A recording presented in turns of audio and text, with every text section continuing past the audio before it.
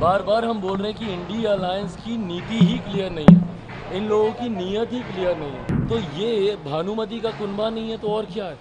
किसी की कोई नीति नहीं है, किसी की कोई नीयत नहीं है, किसी की कोई विचारधारा नहीं है। सबको महत्वाकांक्षा है कि एक दूसरे का गला काट कर कैसे हम सत्ता के समीप पहुंच जाए। इन लोगों में कौन किसको समर्थन दे रहा है, पहले तो आप उन्हीं के खिलाफ चुनाव लड़िएगा, हाँ, और उसके बाद उन्हीं को समर्थन देने की बात कीजिएगा।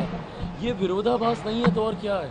बार बार हम बोल रहे हैं कि इंडिया अलायंस की नीति ही क्लियर नहीं है, इन लोगों की नीयत ही क्लियर नहीं है। एक आम आदमी पार्टी है जो दिल्ली में कांग्रेस के खिलाफ कांग्रेस के साथ मिलकर चुनाव लड़ रही है और पंजाब में उन्हीं के खिलाफ चुनाव लड़ रही है। ममता बनर्जी जी जिनके खिलाफ चुनाव लड़कर जीत कर आएंगी, जीतने के बाद उन्हीं को समर्थन देने की बात कर रही हैं।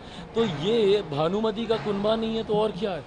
किसी की कोई नीति नहीं है, किसी की कोई नीयत नहीं है, किसी की कोई विचारधारा नहीं है। सबको महत्वाकांक्षा है कि एक दूसरे का गला काट कर कैसे हम सत्ता के समीप पहुंच जाएं।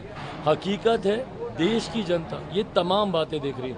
देश की जनता ने बटा हुआ विपक्ष भी देखा है और प्रधानमंत्री जी के नामांकन और हर मंच पर एनडीए की एकजुटता भी देखी है।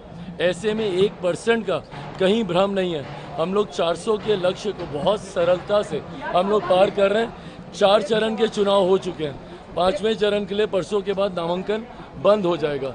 एक बात तय है कि इन 4 चरण के चुनाव में ही हम लोग बहुमत पार कर चुके हैं। अब उसके बाद जितने आगे के 3 चरण हैं उसमें एनडीए अब अपने प्रदर्शन को कितना और बेहतर कर ले, लड़ाई उसकी है, बहुमत के पास अब होगी।